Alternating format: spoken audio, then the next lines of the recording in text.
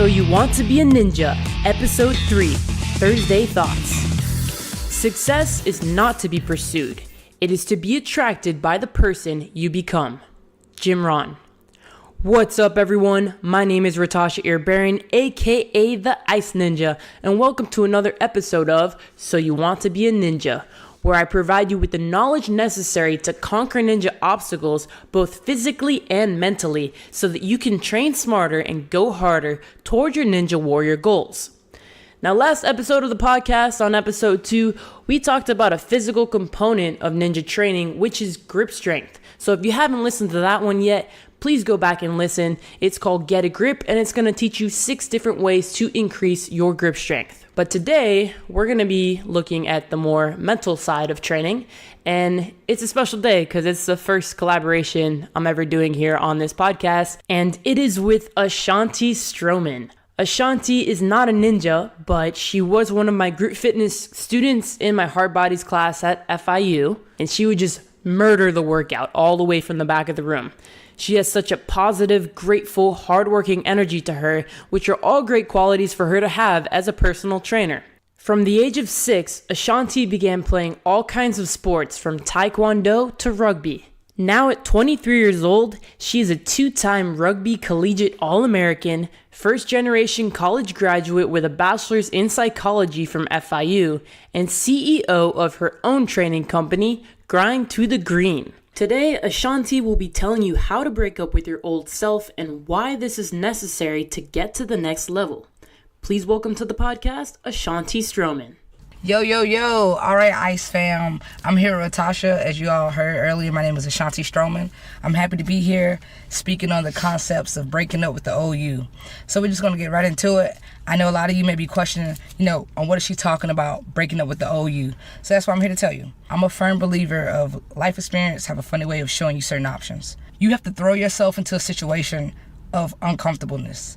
And once you are in that situation, it's how you operate, right? I was thrown into an uncomfortable situation. Right after graduation, I just felt like there was nowhere up for me, no matter what. I felt like I was stuck in one position and everybody else was just a super speed forward. And not only was I stuck, slowly I would just move backwards. That was all in my head. It theoretically was not happening. I have a girlfriend, I have a flourishing life, everything was going well, but in my head, I just felt like I had no more purpose. I don't know if it's because school was snatched away from me, my, curricular activities, as Ratasha mentioned earlier, but pretty much, that's when I realized I had to break up with the old me. I had to realize that life will not always lay out 1, 2, 3 for you. You have to sometimes make your 4, your 5, your 6, your 7. But before you truly do that, you have to break up with that old you who doubts, who procrastinates, who has to listen to everybody else, who always has to look left and right. Sometimes you have to go against what you were taught. When you were younger, before you cross the street, you were taught to look left and right. Sometimes you may not always have time. Sometimes you may just have a job and you may just miss it just because you were looking left and right, asking this one, should I do this? Is this okay? Is this for me? You think I'll be good at it? No, go for it, because that's the only way you'll truly be into something that you can do, right? Just jumping into it. Leap into your success with no fears, no security blanket. Don't worry about anything. Just move forward. And that's momentum. Without momentum, nothing can happen. And sometimes to find yourself, you have to lose yourself. And when I say lose yourself, I don't mean going to, drugs or doing anything silly out of your character. I mean pulling yourself from everything you think that makes you you.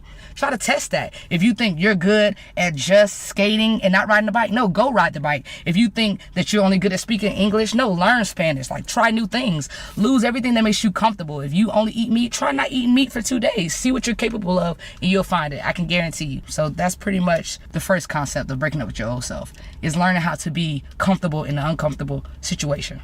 The second one is truly not being afraid to stand alone. That is a scary thing. So what I'm asking for you to do is not just easy as 1, 2, 3. It's a difficult concept. I myself is still in the works of doing it. Standing alone is tough. You'll notice that your friends may not be your friends anymore.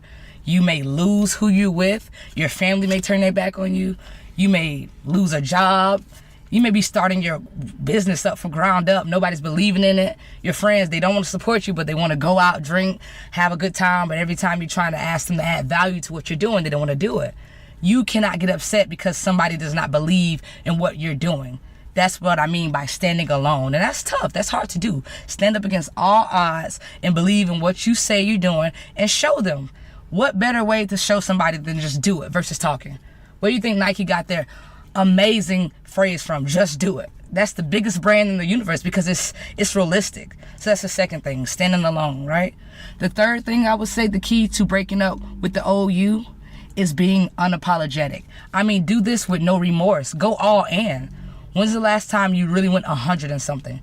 Okay, so what? You fall flat on your face, get up, now you know where not to step. That's perfect. It's called a second chance, a third chance, a fourth chance, and it's infinite. You only give up when you stop trying. So I realized that maybe, let's say, 2 months after I graduated, I was tired of eating the cheese. I was tired of crying and complaining and just feeling bad on myself. I said, you know what?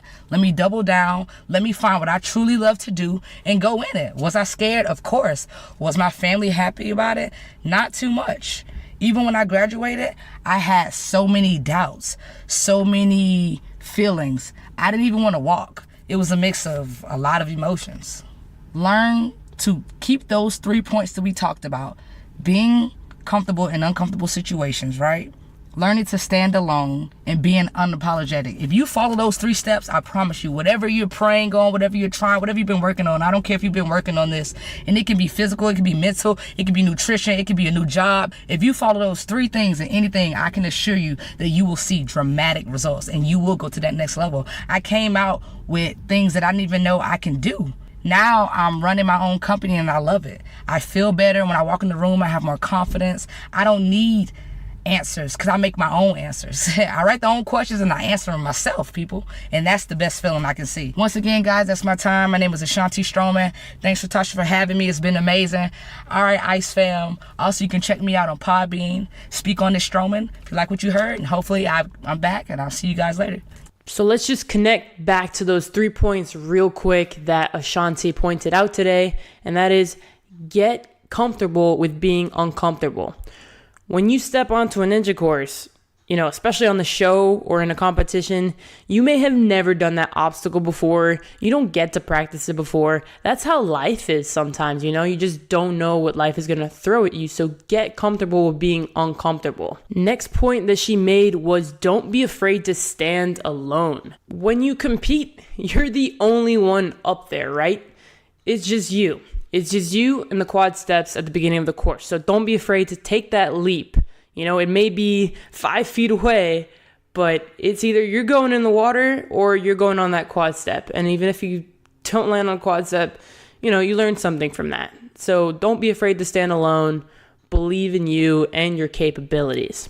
And the third point that she made is be unapologetic. Dedicate yourself to whatever it is you're committed to do. So I try never to miss a ninja night at our gym at ATP because that's when we get to do a mini competition every week. Right now, it's kind of tough with the holidays. I have missed for a month, but, there's birthdays and whatever else, holiday parties going on, especially on Fridays.